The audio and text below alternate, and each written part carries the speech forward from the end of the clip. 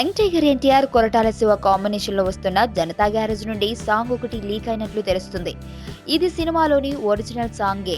ఎందుకంటే దేవి ఆలపించిన ఈ సాంగ్ తన మార్క్ కనబడేటట్లు అదరగొట్టేస్తుంది. అయితే ఈ సాంగ్ లీక్ విషయంలో కొన్ని అనుమానాలు ఏర్పడుతున్నాయి. ఎందుకంటే సాంగ్ రిలీజ్ చేసింది వాళ్లే అని అందరూ అనుకుంటున్నారు. ఇంతకీ జనతా గ్యారేజ్ సాంగ్ లీక్ చేసింది ఎవరని అంటే ఇంకెవరు, ఆ సినిమా వాళ్లే. దేవి కంపోజ్ చేస్తున్న యాపిల్ బ్యూటీ అనే ఈ సాంగ్ ఎక్కడా లీక్ అన్నట్టు కనిపించట్లేదు. Audio track as it is గా దించేశారు.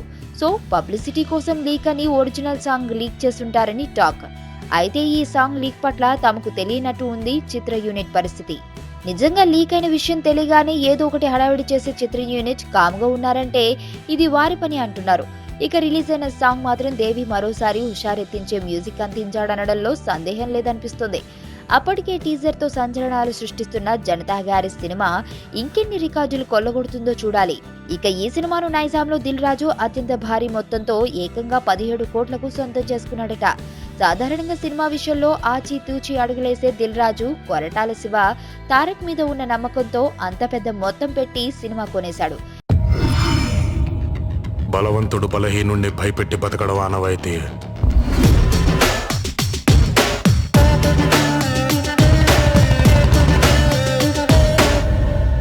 But for a change